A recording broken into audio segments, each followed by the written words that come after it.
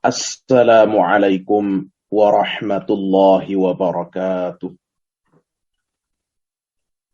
Alhamdulillah, alhamdulillahi rabbil alamin. Wabihi nasta'inu ala umuri dunya waddin. Wassalatu wassalamu ala ashrafil anbiya'i wal mursalin. Nabiina Muhammadin wa ala alihi wa ashabihi ajma'in. Wa man tabi'ahum bi ihsanin ila yaumiddin.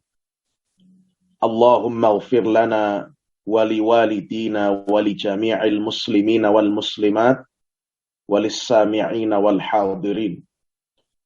Allahumma anfa'na bima 'allamtana wa 'allimna ma yanfa'una warzuqna 'ilman yanfa'una wa zidna 'ilma. Amin. Kaum muslimin rahimani wa rahimakumullah, para pendengar dimanapun berada, alhamdulillah pada pagi hari yang cerah ini kita kembali diberikan izin oleh Allah Subhanahu wa ta'ala, dimudahkan untuk bertemu secara daring mengkaji salah satu pembahasan penting di dalam agama kita, di dalam agama Islam, yakni pembahasan tentang akidah. Kita hampir menyelesaikan kitab Khudh Aqidatak Minal Kitabi Was Sunnah. Kita masuk ke dalam bab Al-Amalu Bil Qur'ani Wal Hadith.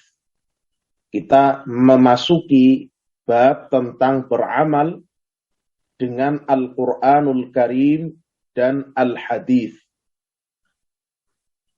Persoalan yang pertama dalam bab ini, yakni persoalan nomor 49. Limadza anzalallahu al-Qur'ana? Apa tujuan Allah Subhanahu wa ta'ala menurunkan kitab suci Al-Quran? Ya, jadi bab ini berkaitan dengan kewajiban beramal, mengikuti, berittiba' kepada Al-Quran dan hadis atau sunnah. Sehingga pertanyaan-pertanyaan atau soal jawab, karena memang ilmu yang disajikan di dalam kitab yang ringkas ini disajikan dalam bentuk soal dan jawaban. Sehingga kaum muslimin yang mengkaji dan membacanya itu bisa lebih memahami dengan mudah. Persoalan yang pertama, limadza anzalallahu al-Qur'ana? Apa tujuan Allah Subhanahu wa ta'ala menurunkan kitab suci Al-Quran kepada manusia? Jawabannya al-jawab, anzalallahu al-Qur'ana lil'amali bihi. Tujuan diturunkannya Al-Quranul Karim adalah supaya manusia, supaya umat Nabi Muhammad sallallahu alaihi wasallam itu mau beramal dengannya, mau mengikutinya, mau beriman kepadanya, dan mengamalkan apa yang terkandung di dalamnya. Nah, ini penting sekali ya.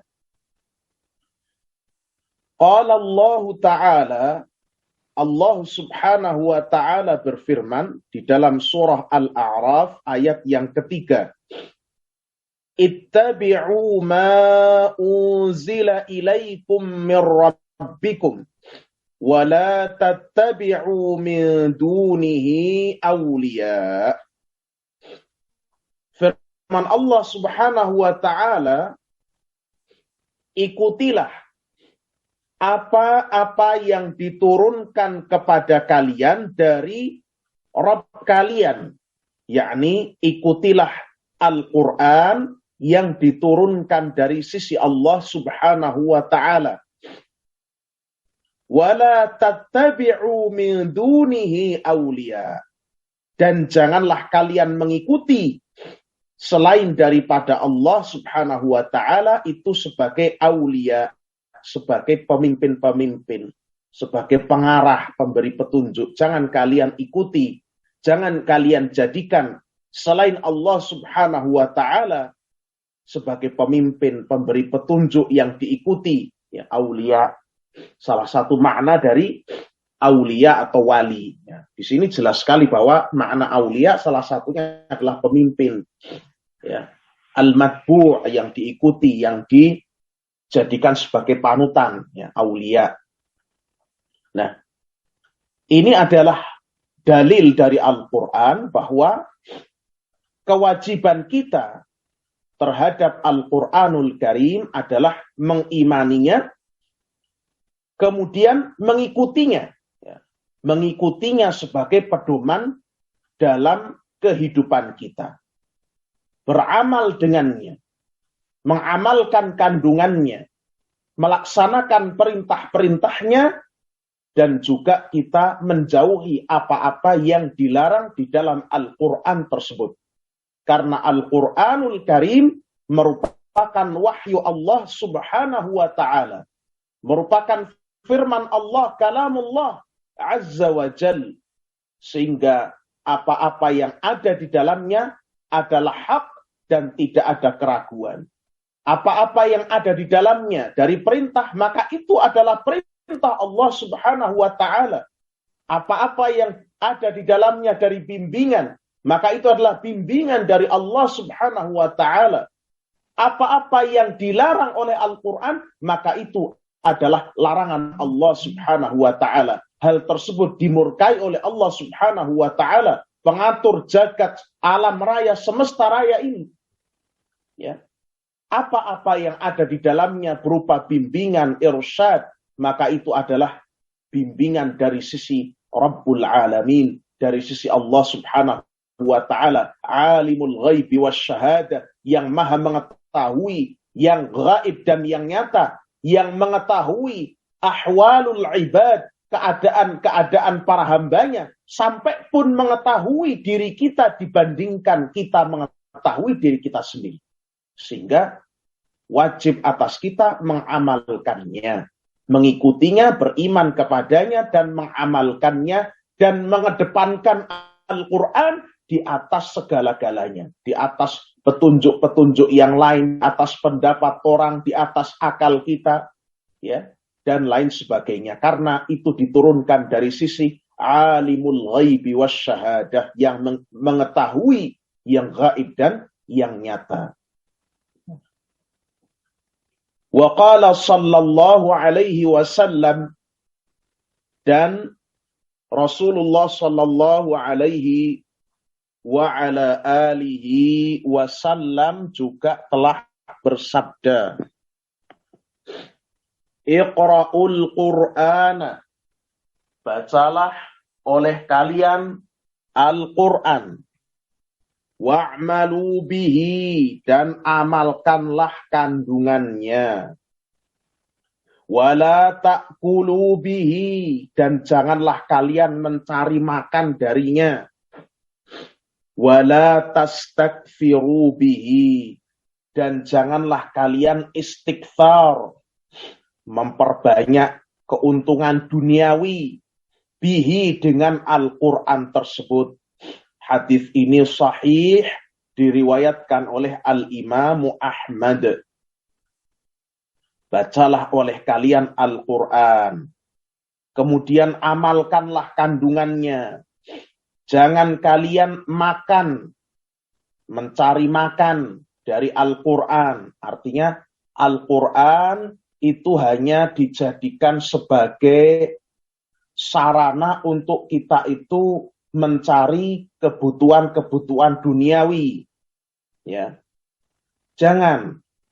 Wala tastakfiru bihi, dan jangan juga kalian istighfar, memperbanyak, ya, harta, kedudukan, pangkat, kepentingan-kepentingan duniawi dengan Al-Quran. Ya. Carilah dengan Al-Quran itu pahala dan keridhaan Allah Subhanahu wa ta'ala.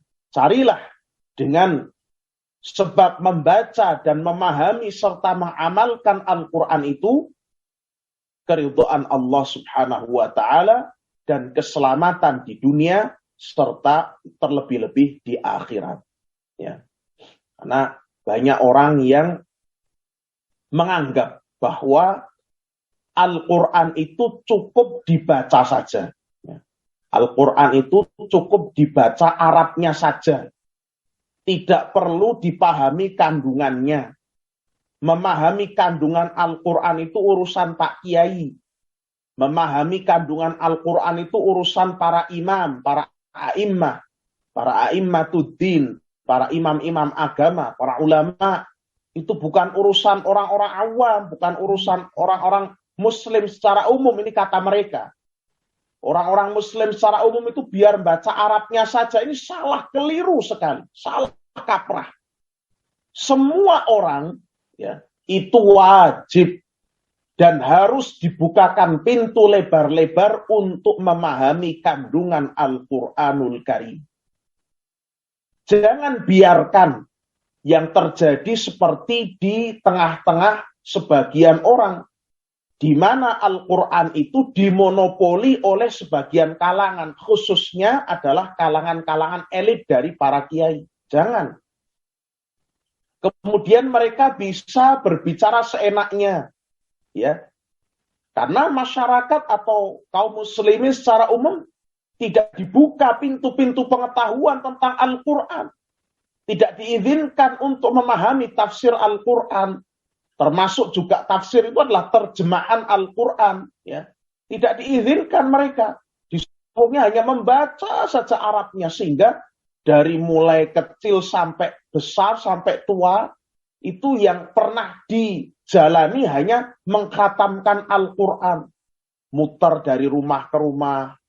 Ya. Yang pernah dialami ya cuma mengkhatamkan saja. Kalau ditanya kandungannya ya nggak tahu. Ya. Kalau misalnya didakwahkan apa yang ada di dalam Al-Quran, maka jawabannya juga seperti jawaban orang-orang atau jawaban kaum yang dicela di dalam Al-Quran.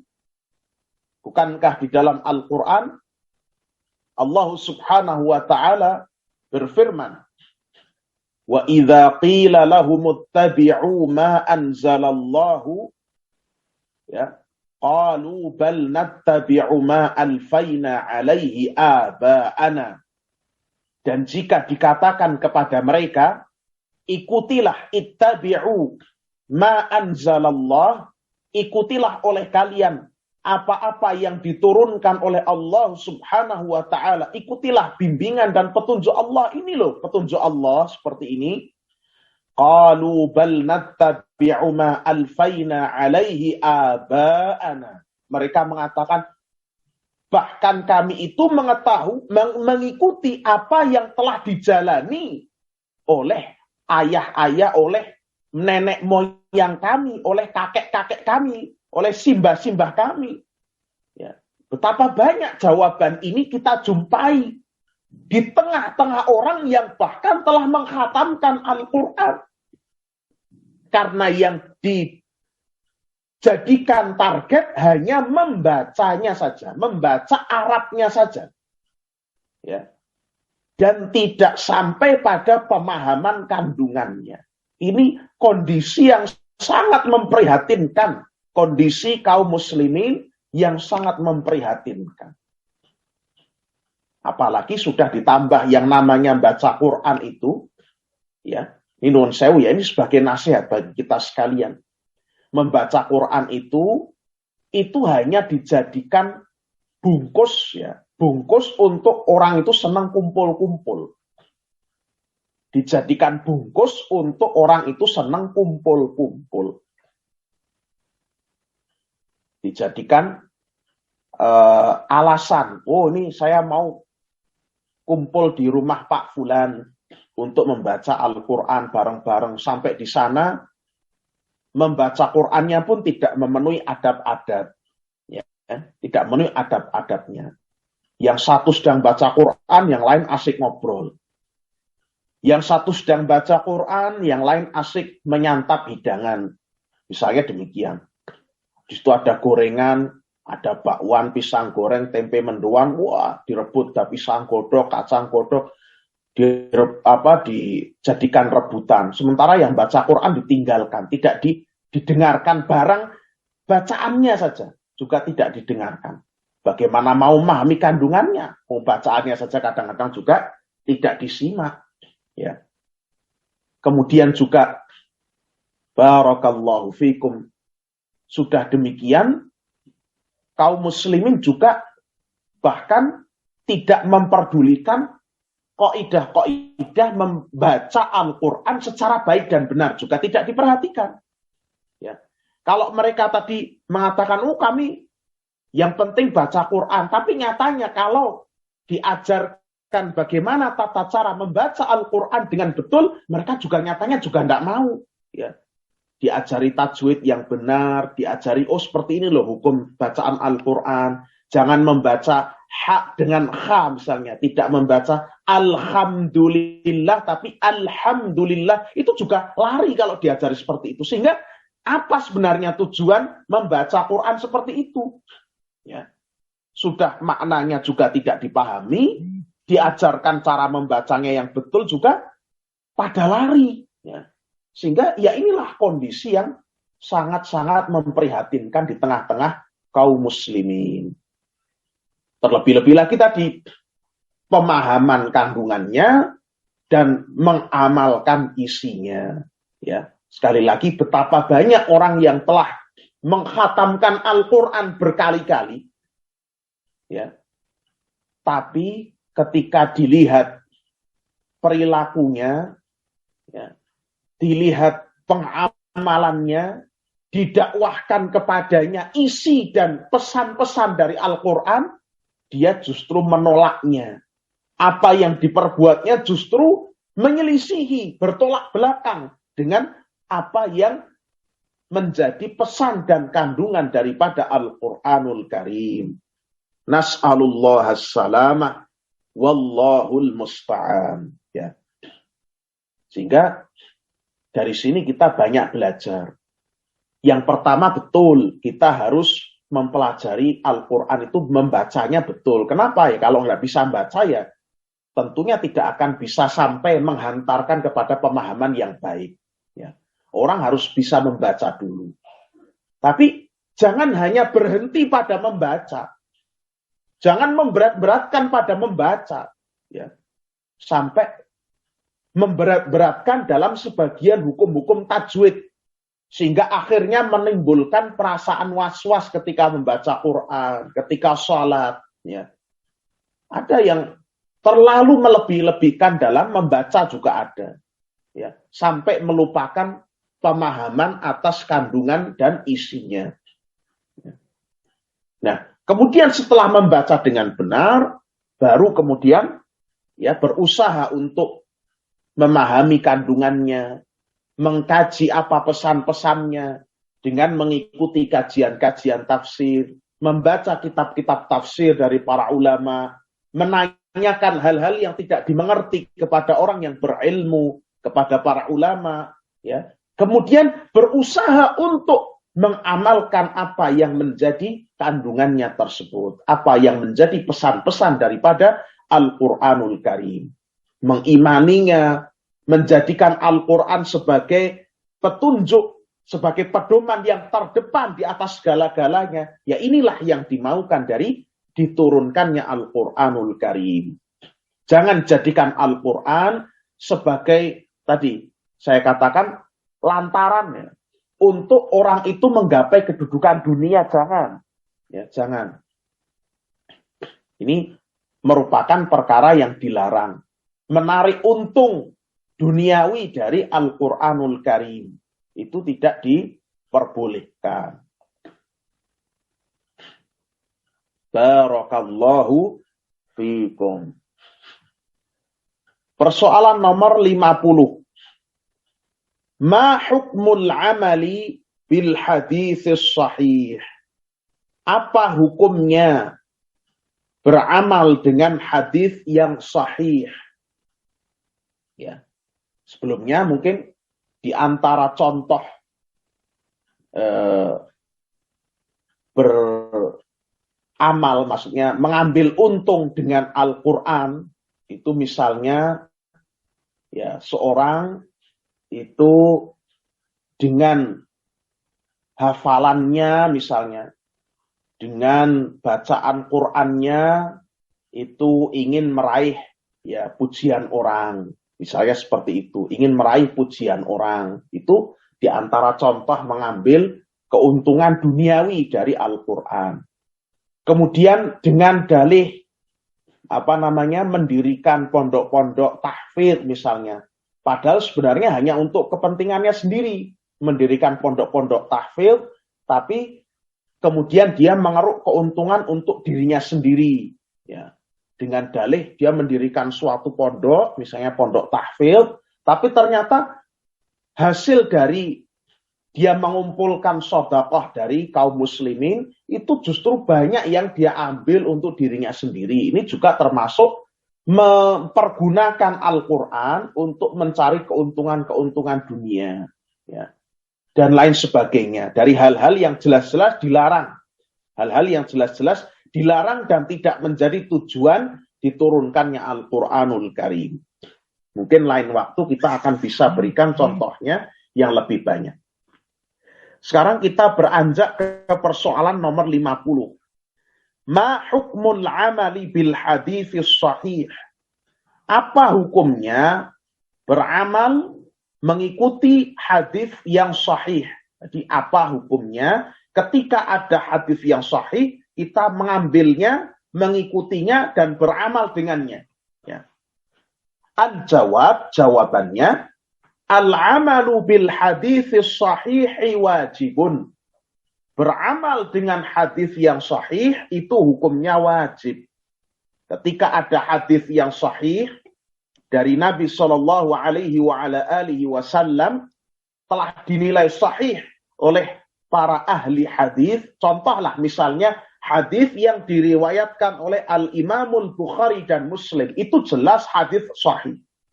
Nah, kalau kita menjumpai hadis yang sahih, artinya hadis itu sah, betul-betul diucapkan oleh baginda Nabi alaihi salatu wassalam, maka wajib atas kita untuk mengambilnya sebagai pedoman dan tuntunan. Wajib untuk mengambilnya sebagai sandaran hukum. Wajib untuk mengikutinya dan meninggalkan pendapat-pendapat orang yang menyelisihi kandungan hadis yang sahih tersebut. Liqaulihi ta'ala, berdasarkan firman Allah subhanahu wa ta'ala, wa ma atakumur rasulu fakhudhuhu. Apa saja yang diberikan kepada kalian oleh Rasul, maka fakhudhuhu, maka ambillah, maka peganglah, maka kerjakanlah, maka terimalah. Wa ma nahakum anhu fantahu. Dan apa-apa saja yang dilarang atas kalian oleh Rasul Shallallahu Alaihi Wasallam, fantahu, maka berhentilah, tinggalkanlah, jauhilah oleh kalian. Surat Al-Hasyr ayat ke-7. Nah, waqala Shallallahu Alaihi Wasallam, setelah memaparkan dalil dari Al-Quran, penulis memaparkan dalil wajibnya beramal mengikuti hadis yang sahih dari dalil hadis, dari dalil sunnah. Telah bersabda Nabi kita alaihi salatu wassalam, alaikum bisunnati, wajib atas kalian. Ya, kata alaikum itu artinya wajib atas kalian. Ya. Alaikum bisunnati, wajib atas kalian untuk berpegang teguh dengan sunnahku. Wa sunnatil khulafa'ir rasyidin al-mahdiyyin, dan berpegang teguh kepada sunnah khulafa'ur rasyidun, pada sunnah para khulafa'ur rasyidin al-mahdiyyin, yang diberi petunjuk oleh Allah subhanahu wa ta'ala. Tamassaku biha, berpegang teguhlah kalian dengan sunnah-sunnah tersebut, dengan sunnahku dan sunnah para khulafa'ur rasyidin yang diberi petunjuk oleh Allah subhanahu wa ta'ala. Sahihun rawahu Ahmad. Hadis ini sahih diriwayatkan oleh Imam Ahmad. Misalnya, ada pendapat dalam sebagian mazhab. Misalnya mazhab Imam Abu Hanifah rahimahullahu ta'ala. Beliau rahimahullahu ta'ala pernah berfatwa, dan ini masyhur dalam mazhab beliau, bahwa bacaan Fatihah itu tidak wajib di dalam sholat. Bacaan Fatihah itu tidak wajib di dalam sholat. Yang wajib hanya membaca ayat Al-Quran. Terserah ayat Al-Qurannya apa. Beliau berdalil dengan firman Allah subhanahu wa ta'ala dalam akhir surat Al-Muzammil. Faqra'u ma tayassara minal Qur'an. Maka bacalah apa yang mudah bagimu dari Al-Quran. Sehingga beliau kemudian berijtihad ya, dengan ayat ini bahwa bacaan Fatihah tidak wajib. Dan belum sampai kepada beliau hadis tentang kewajiban membaca Fatihah. Nah, Imam Abu Hanifah rahimahullah itu tidak keliru karena beliau berijtihad sesuai dengan dalil yang sampai kepada beliau. Beliau mengeluarkan fatwa sesuai dengan dalil yang sampai pada beliau, sesuai dengan ilmu yang ada pada beliau. Beliau berijtihad, berfatwa sesuai dengan firman Allah, faqra'u ma tayassara minal Qur'an. Bacalah apa yang mudah bagimu dari Al-Quran.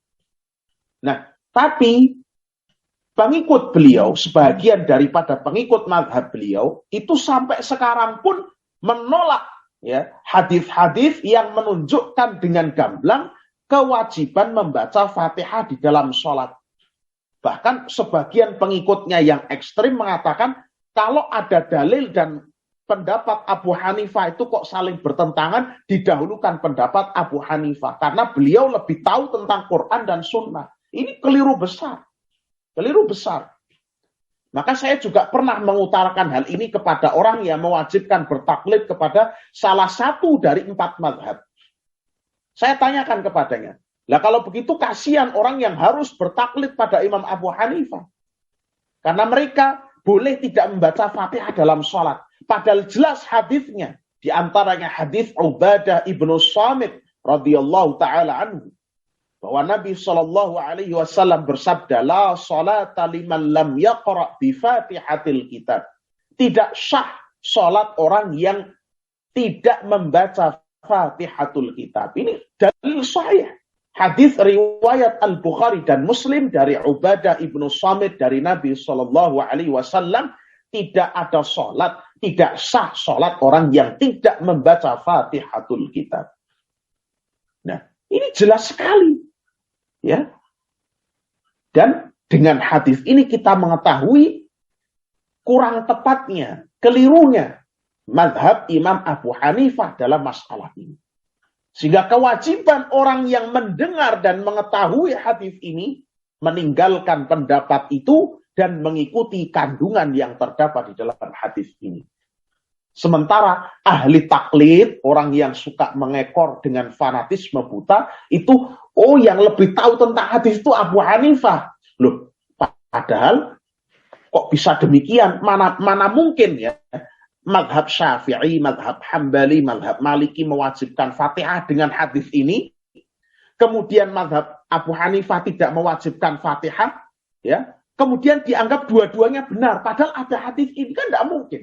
Masa kebenaran kok ada berbilang jumlahnya? Kebenaran hanya ada satu. Ya.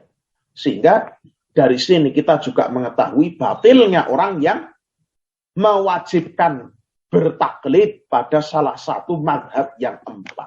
Ya. Kalau tidak bermadhab, berarti ilmunya tidak jelas. Kalau tidak bermadhab, berarti ilmunya itu sembarangan. Itu tidak. Seorang boleh belajar dengan menggunakan salah satu dari kitab-kitab mazhab tertentu. Misalnya, seorang di Indonesia karena mungkin banyak yang di sini itu tersebar buku-buku mazhab Syafi'i, boleh saja dia belajar agama dengan perantaraan, dengan bantuan kitab-kitab fiqh mazhab Al-Imam Asy-Syafi'i. Tapi kewajiban dia, kalau sekiranya dia menemukan hal-hal yang ternyata ada hadis sahih yang menyelisihi keterangan-keterangan dalam kitab-kitab tersebut, maka yang wajib atasnya adalah mengambil hadis sahih dan meninggalkan pendapat-pendapat yang bertentangan, yang menyelisihi kandungan hadis yang sahih tersebut. Ini. Jadi ini diantara bentuk contoh konkret pengamalan hadis yang sahih. Wajibnya beramal dengan hadis yang sahih. Mengedepankan hadis sahih di atas pendapat-pendapat manusia. Mengedepankan hadis sahih di atas ra'yu, di atas pandangan-pandangan orang. Meskipun itu pandangan imam besar, pandangan ulama yang ternama, karena yang namanya manusia itu pasti bisa benar dan bisa juga kadang-kadang keliru. Yang jadi patokan adalah sabda Rasulullah Sallallahu Alaihi Wasallam, di mana ucapan-ucapan beliau, sabda-sabda beliau itu merupakan bimbingan dan petunjuk dari Allah Subhanahu wa Ta'ala. Ini penjelasan dari persoalan nomor ke-50. Kemudian kita lanjut ke persoalan berikutnya. Hal nastaghni bil Qur'ani 'anil hadis? Apakah kita boleh mencukupkan Al-Qur'an tanpa menggunakan hadis? Apakah kita itu boleh hanya mencukupkan diri dengan berdalil menggunakan Al-Quran, berpedoman dengan Al-Quran, kemudian meninggalkan hadis, sebagaimana yang dilakukan oleh orang-orang dari kalangan Qur'aniyun. Ada itu di Indonesia dulu juga pernah ada. Ingkarus sunnah, para pengingkar hadis. Orang-orang yang cuma mau mengikuti Al-Quran saja dan mengingkari hadis. Atau di antara sebagian bentuk orang-orang ingkarus sunnah adalah orang yang percaya kepada keseluruhan Al-Quran, tapi kalau masalah hadis mereka pilih-pilih. Katanya kalau hadis itu berkesesuaian dengan Al-Quran, maka hadis itu mereka ambil. Kalau hadis itu bertentangan dengan Al-Quran, maka hadis itu ditolak. Ini sama saja. Jadi ingkarus sunnah itu ada tingkatan-tingkatannya. Ada yang sama sekali tidak mau menggunakan hadis, babar belas tidak mau pakai hadis. Ada yang mau pakai hadis tapi cuma sebagian saja. Sebagian yang lain ditolak dengan alasan, kata mereka, karena menurut penilaian mereka hadis-hadis itu bertentangan dengan Al-Quran. Contohlah. Di dalam Al-Quran, Allah Subhanahu wa Ta'ala hanya menyebutkan keharaman daging babi, kemudian maitah, bangkai, kemudian yang dipersembahkan untuk selain Allah, atau disembelih dengan menggunakan nama selain Allah. Wa ma uhilla bihi li ghairillah. Kemudian juga ada darah. Innama harrama alaikumul maitata waddama wa lahmal khinziri wa ma uhilla bihi li ghairillah. Ada 4 ini yang disebutkan oleh Allah Subhanahu wa Ta'ala. Kemudian mereka mengatakan di dalam hadis itu ada misalnya penyebutan haramnya daging keledai yang jinak. Haramnya daging al-humurul ahliyah. Daging keledai yang jinak. Keledai ternak, keledai peliharaan. Nah, mereka mengatakan hadis ini, meskipun ini hadis riwayat Bukhari Muslim, hadis sahih, tapi bertentangan dengan Al-Quran. Kata mereka begitu. Wong Al-Quran cuma mengharamkan 4, kok ini menambah. Yang diharamkan Al-Quran. Mengharamkan keledai jinak, mengharamkan, ada sebagian mengharamkan daging anjing, mengharamkan ini, mengharamkan itu. Sehingga mereka mengatakan, hadis ini bertentangan dengan Al-Quran. Itu kata mereka. Ya. Padahal tidak seperti itu. Ya. Padahal tidak seperti itu. Hadis itu sama sekali tidak bertentangan dengan Al-Quran. Ya. Karena di dalam Al-Quran sendiri telah ditegaskan. Sebagaimana dalam surat Al-Hasyr tadi. وَمَا آتَاكُمُ الرَّسُولُ فَخُذُوهُ وَمَا نَهَاكُمْ عَنْهُ فَانْتَهُوا. Apa yang diberikan oleh Rasul kepadamu, apa yang disabdakan oleh Rasul, diajarkan beliau, maka ambillah, maka terimalah. وَمَا نَهَاكُمْ عَنْهُ فَانْتَهُوا. Dan apa yang dilarang oleh Rasul, maka tinggalkanlah. Artinya Quran, selain daripada apa yang telah disebutkan dalam Al-Quran, maka keterangan-keterangan dari Rasul itu juga kedudukannya sama persis seperti Al-Quran. Maka di dalam sebahagian hadis ya disebutkan ya yushikur rajulu muttaki'an ala arikatihi. Hampir-hampir akan ada suatu masa di mana ada seorang laki-laki yang bertelekan di atas dipannya, di atas tempat bertelekan itu, di atas sofanya, ya, ala arikatihi. Ya. Yuhaditsu bihaditsin min hadithi. Kemudian dia menyebutkan salah satu hadis di antara hadis-hadisku. Tsumma qala, kemudian dia mengatakan, bainana wa bainakum kitabullah. Antara kita dan kalian itu ada kitab Allah. Artinya kita itu kan punya Al-Quran. Fama wajadna fihi min halalin halalnahu. Apa saja yang kita jumpai dalam Quran, yaitu ya apa saja yang kita jumpai dalam Quran dari suatu yang halal, yaitu yang kita halalkan. Nah, itu aja. Wa ma wajadnahu fihi min haramin haramnahu. Dan apa saja yang kita jumpai diharamkan Quran, yaitu saja yang kita haramkan. Ini Nabi Shallallahu Alaihi Wasallam mengkhawatirkan terjadinya seperti ini, dan ini sudah terjadi. Ya. Ini betul-betul membuktikan kebenaran kenabian Rasul Alaihi Wasallam. Ini sudah terjadi di zaman ini. Ya. Kemudian beliau memberikan pesan kepada kita. Ya.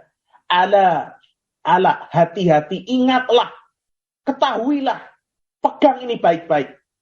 Wa innama harrama Rasulullah sallallahu alaihi wasallam mithlu ma harramallah. Ingatlah, ketahuilah, camkan bahwa apa yang diharamkan oleh Rasulullah sallallahu alaihi wasallam itu kedudukannya sama seperti yang diharamkan oleh Allah Subhanahu wa taala. Ini hadis sahih riwayat Ibnu Majah, Ahmad bin Hanbal, Asy-Syafi'i dan selainnya. Ini hadis sahih. Ya. Ini jelas-jelas hujjah atas para mungkirus sunnah. Orang-orang yang mengingkari sunnah dengan alasan ya menurut akal mereka itu bertentangan dengan Al-Qur'an. Dan kalau Bapak Ibu sekalian, para pendengar rahimakumullah, cermati di dalam kitab tafsir Ibnu Katsir, ada cerita yang menarik ya ketika Ibnu Katsir mengulas tentang ayat ke-7 surat Al-Hasyr ini. Apa saja yang Rasul ajarkan, berikan kepada kalian, ambillah, dan apa saja yang Rasul larang maka tinggalkan. Itu ada kisah yang menarik dibawakan oleh beliau dari Musnad Imam Ahmad ya. Bahwa suatu hari itu Ibnu Mas'ud radhiyallahu taala anhu mengatakan bahwasannya Allah Subhanahu wa taala melaknat wanita yang ditato dan minta ditato.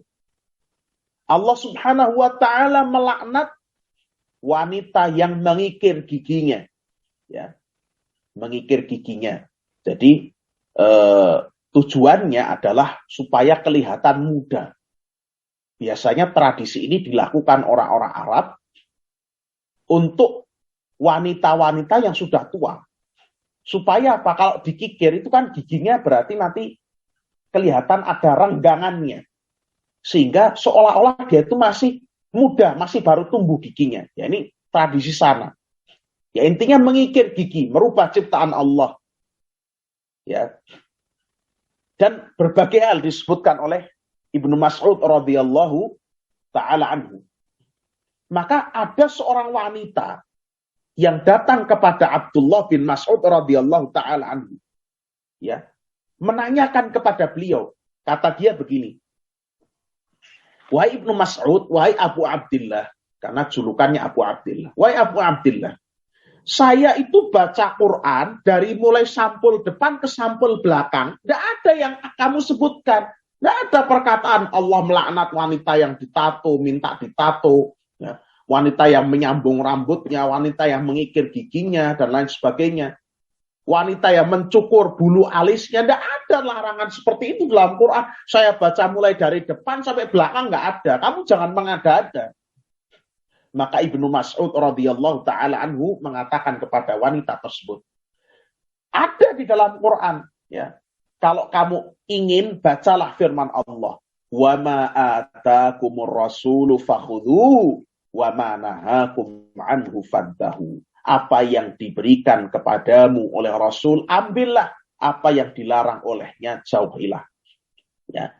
Kata Ibnu Mas'ud radhiyallahu ta'ala anhu, apa yang telah dilaknat oleh Nabi SAW berarti juga dilaknat oleh Allah Subhanahu wa Ta'ala. Nah, mudah-mudahan sampai sini paham ya. Jadi kedudukan Al-Quran dan Sunnah itu tidak saling bertentangan.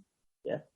Ketika misalnya di dalam Quran kok tidak ada ini, kok tidak diharamkan, misalnya bertato, kemudian tadi makan daging anjing, makan daging keledai Cina, kemudian hal-hal yang lain yang di dalam hadis disebutkan, kok dalam Quran kok nggak ada, itu bukan berarti bertentangan, justru kedudukannya sama.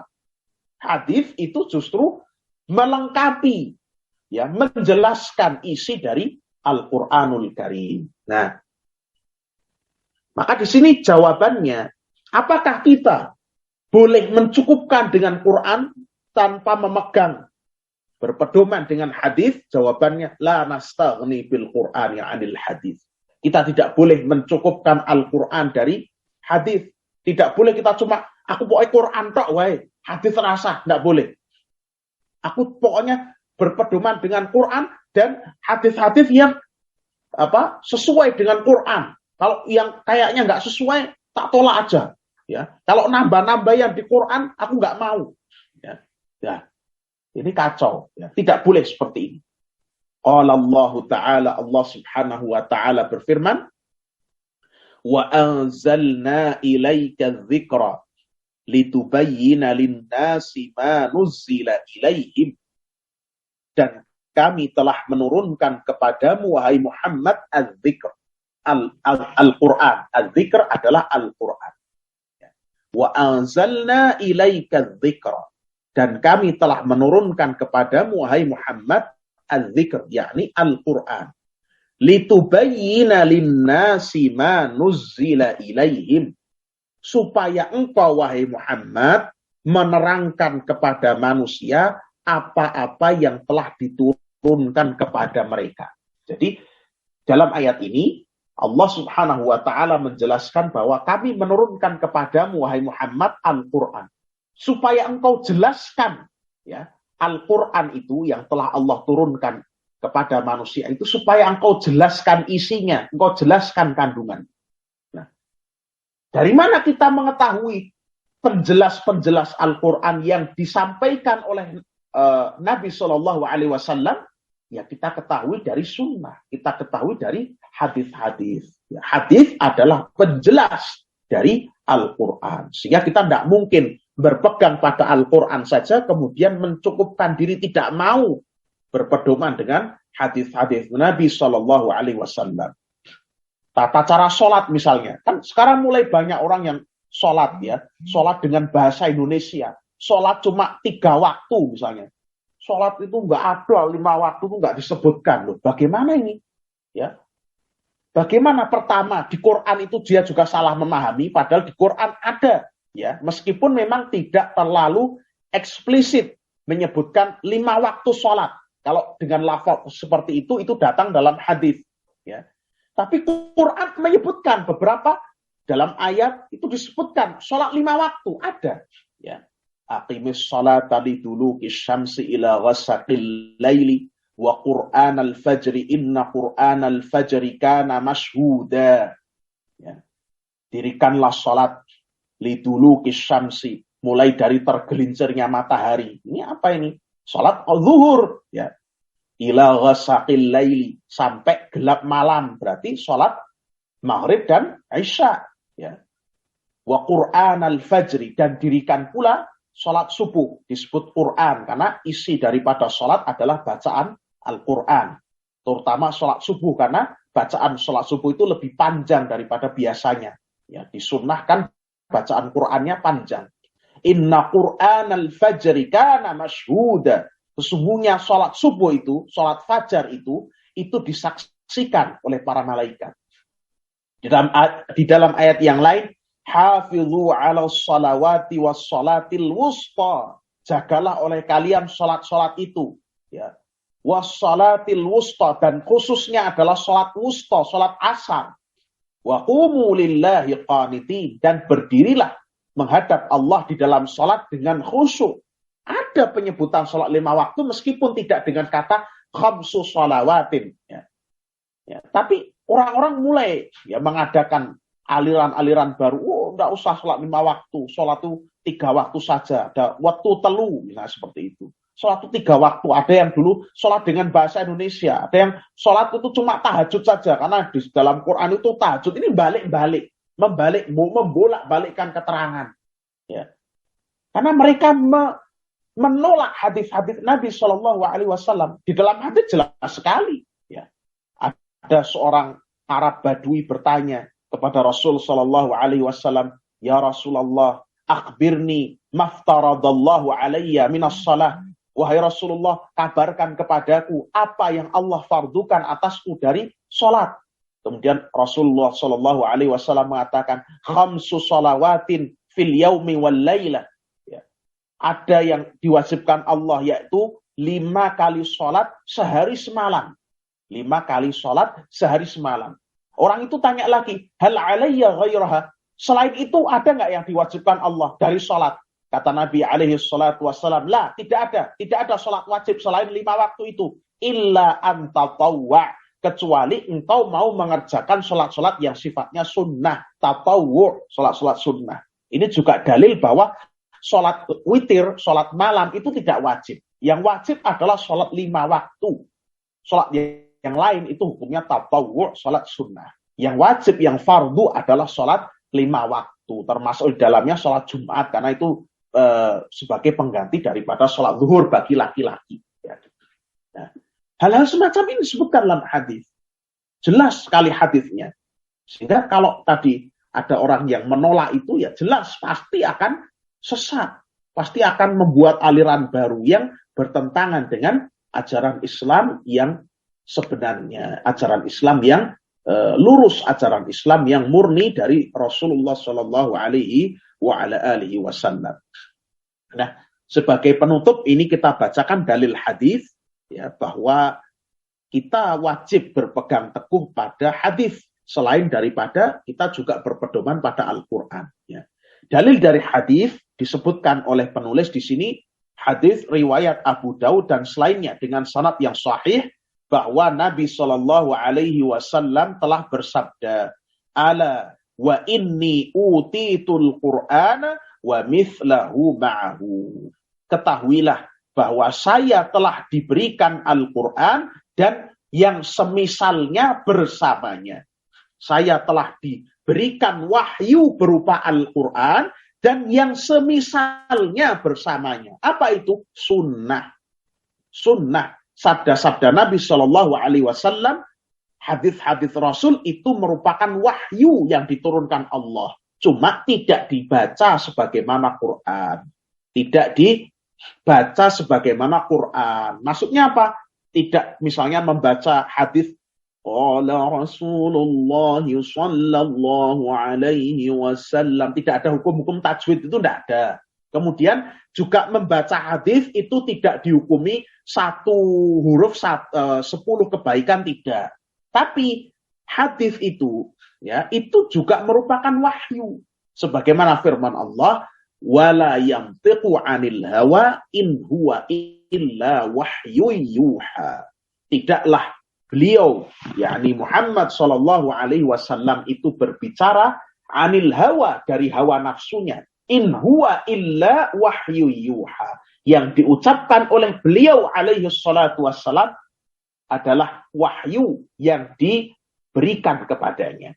Demikian pula dalam Al-Quran, Allah subhanahu wa ta'ala sering mendampingkan antara Al-Quran dan Al-Hikmah. Misalnya di dalam surat Al-Jumu'ah, ya, "Walladzi ba'atsa fil ummiyina rasulan minhum yatlu 'alaihim ayatihi wa yuzakkihim wa yu'allimuhumul kitaba wal hikmah wa in kanu min qablu la fi dhalalim mubin." Dialah Allah, ya, alladzi ba'atsa fil ummiyina, yang telah mengutus di tengah-tengah orang-orang yang ummi, ya, bangsa Arab yang mereka itu tidak bisa membaca dan tidak bisa menulis, ya, rasulan, seorang rasul, minhum, dari kalangan mereka sendiri, yatlu alaihim ayatihi, yang membacakan kepada mereka ayat-ayat Allah, wa yuzakkihim, dan mensucikan mereka, wa yu'allimuhumul kitaba wal hikmah, dan mengajarkan kepada mereka Al-Quran dan Al-Hikmah. Apa itu Al-Hikmah? Kata Imam Syafi'i rahimahullahu ta'ala, ya, di dalam kitab beliau Ar-Risalah, saya mendengarkan orang-orang, para ulama yang saya ridhoi, yang saya tahu keilmuan mereka, yang saya tahu kefiqahan mereka, otoritas mereka dalam ilmu agama. Mereka semua mengatakan yang dimaksud dengan Al-Hikmah adalah As-Sunnah. Wong Alkitab kan Al-Quran, hikmahnya apa? Al-Hikmah adalah As-Sunnah. Kalau itu bukan sunnah, kita tidak tahu makna Al-Hikmah itu apa. Ya, itu jelas-jelas As-Sunnah, Al-Hadis. Ya. Banyak sekali ayat-ayat yang mendampingkan antara Alkitab, Al-Quran, dan Al-Hikmah. Al-Hikmah ini maksudnya adalah sunnah. Ya. Wa in kanu min qablu la fi dhalalim mubin. Padahal sebelum diutusnya Rasul, sebelum diberikan kepada mereka Al-Quran dan Sunnah itu, mereka berada dalam kesesatan yang nyata. Ya, ini diantaranya dalam surah Al-Jumu'ah. Ya, sehingga dari tiga permasalahan ini kita bisa mengetahui bahwa yang pertama, kita wajib untuk mengamalkan Al-Quran dan hadis. Mengimaninya, menjadikan keduanya sebagai pedoman di atas segala pedoman, di atas segala pendapat-pendapat orang, di atas segala tuntunan. Intinya keduanya, Al-Quran dan Sunnah, merupakan cahaya bagi kita untuk mengarungi kehidupan kita menuju pada keselamatan dunia dan akhirat. Ini yang pertama. Yang kedua, ya, jangan sampai kita itu, ya, hanya terbatas membaca Quran pada Arabnya saja. Kita juga berusaha untuk memahami kandungannya. Ya, termasuk kita belajar agama ini, belajar akidah, belajar fikih, atau mungkin di majelis-majelis yang lain Bapak Ibu mengikuti kajian tafsir secara khusus, ya. Ya, itu termasuk memahami isi dan kandungan Al-Quran. Karena ketika kita belajar akidah, di situ dipaparkan ayat-ayat Quran tentang akidah, tentang tauhid. Apa itu tauhid, apa yang wajib dari tauhid, apa itu syirik, itu memahami makna dan kandungan Al-Quran. Ketika belajar fikih, dijelaskan ayat-ayat Quran tentang fikih ini maknanya apa.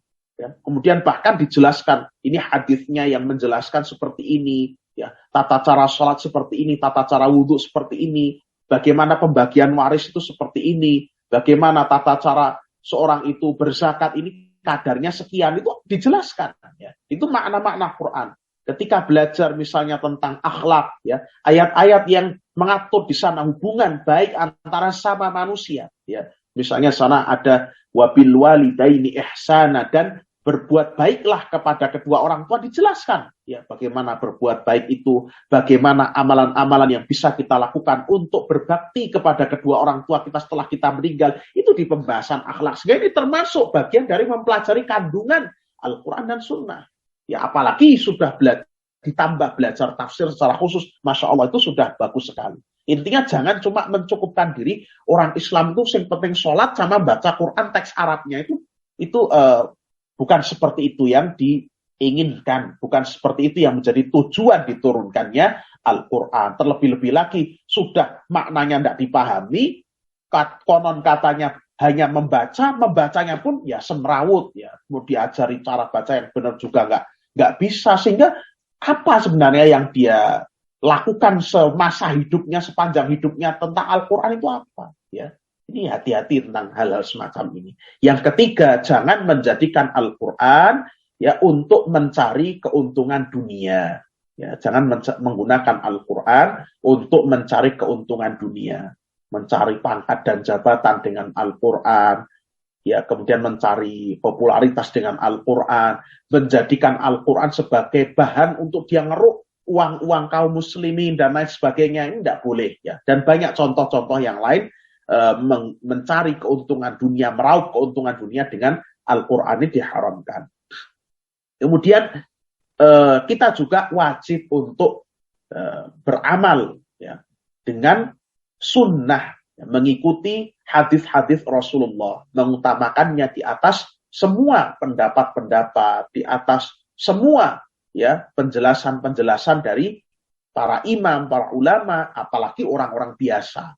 Kalau kita menjumpai ada perkataan seorang ulama, kok ternyata ya setelah dikaji secara mendalam kok memang perkataan itu tidak sesuai dengan hadis Nabi, maka yang dipegangi adalah hadis.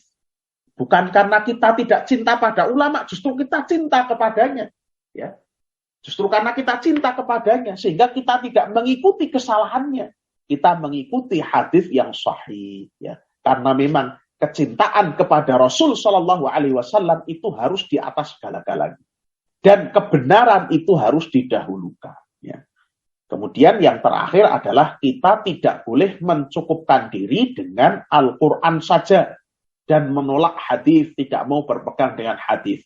Namun kita berpedoman pada kedua-duanya, Al-Quran dan Sunnah. Barakallahu fikum, subhanakallahumma wa bihamdika, asyhadu an la ilaha illa anta astaghfiruka wa atubu ilaik. Ini sedikit tentang pembahasan akidah yang wajib kita yakini, mudah-mudahan bermanfaat dan bisa kita lanjutkan kembali di pertemuan yang mendatang. Wassallallahu ala nabiyyina Muhammadin wa ala alihi wa ashabihi ajma'in.